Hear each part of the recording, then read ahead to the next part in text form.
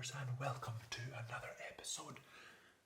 This morning the dogs are still sleeping and we're going to try and get an erg in before they wake up and then take them out on a little bit of a journey to get their energy out. So let's hop on the erg, try not to wake the puppies up. Let Dobby fall back asleep on the floor. And just today is a lovely UT2, 90 minutes on the machine. Again, getting that heart rate in the UT2 zone, so let's get to it. And we've made it into the Yamk V2 to do our UT2 session on Bay this morning. Connected it up to my computer for Erg World. If you haven't heard of Erg World already, it's a platform that you can connect your ergs together across the internet to row together. But you have to have a PM5 monitor and a Bluetooth device, so you can do phone, tablet, laptop, wherever it is, and it looks a bit like this. So this morning, hopefully I'll be able to row with, so Ed Grisdale might be coming on. If not, I can just sort of test out the platform again. And it gives us the opportunity to row together in these isolation times. And that brings me to another point, which I'll discuss post-erg, post this 90-minute UT2 session. So let's get to this, and I'll see you after. Oh, yeah.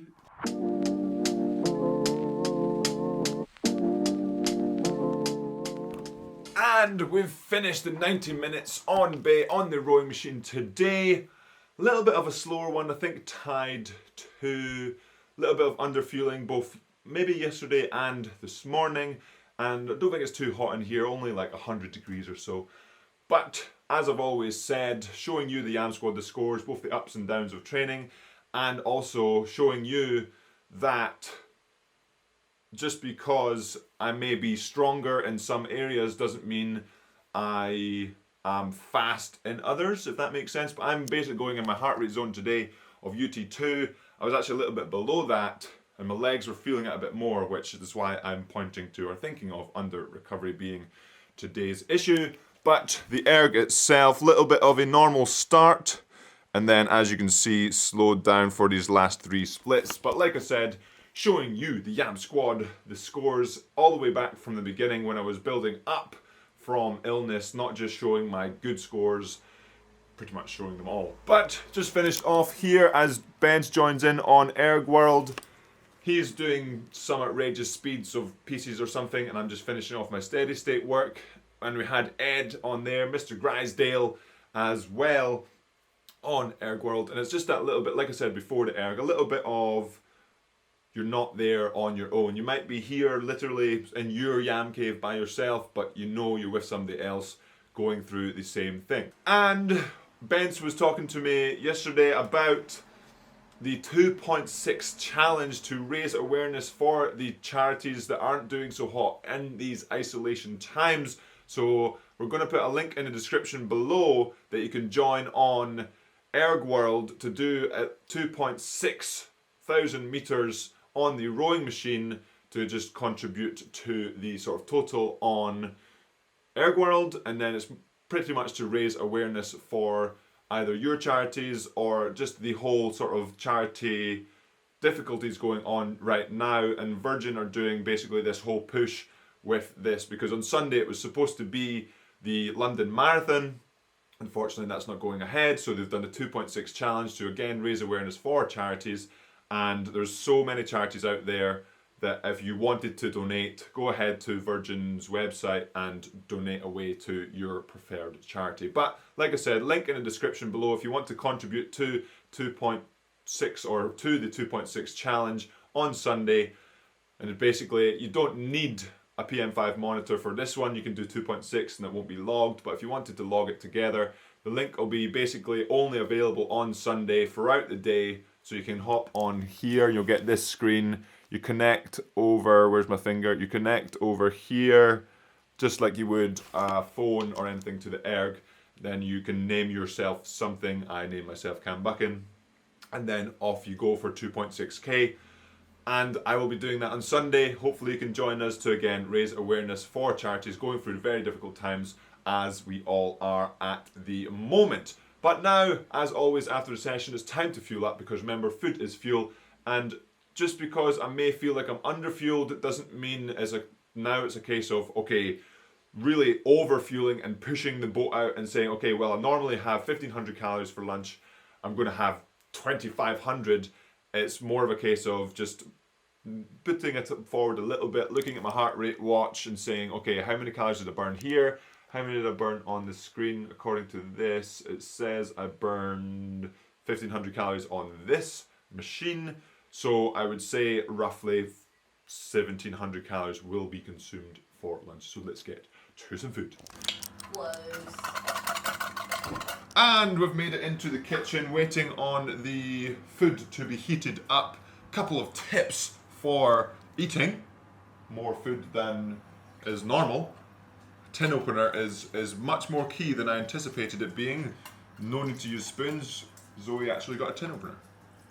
So absolutely fantastic there. But a more important tip, if you are eating, say, a lot of something throughout a week, like I eat a lot of rice, then when you do cook it once, you might as well cook as much as you can at that one time, because it doesn't really take much more time to cook, say, 2 kilos of rice than it does to cook 1 kilo of rice. And then you can split it up into a few meals. And then, for example, right now, get off the erg, rice in the microwave, upstairs, have a shower, downstairs, hot rice, absolutely fantastic. And we went for today some rice, some beans, and some tuna, absolutely fantastic. Like I said, about fueling, not trying to just get a huge bowl in that I wouldn't normally have, but just making sure it is at least normal. So that's 1,200 grams of wet rice, a tin of beans today because I forgot I even had beans in the cupboard, and a tin of tuna. So took out 1 tin of tuna,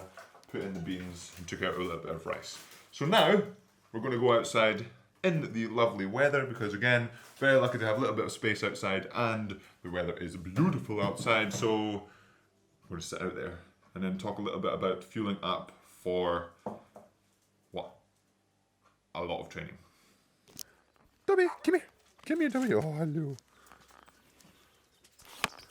And we've made it outside to fuel up on some fuel because, remember, food is fuel. And as you can see from the garden, we're having to cut it again, but we only cut it about 2 days ago. So the grass is growing real fast.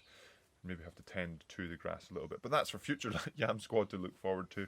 We're talking about fueling up when you're probably fueling up more than normally. So this isn't for like a normal diet.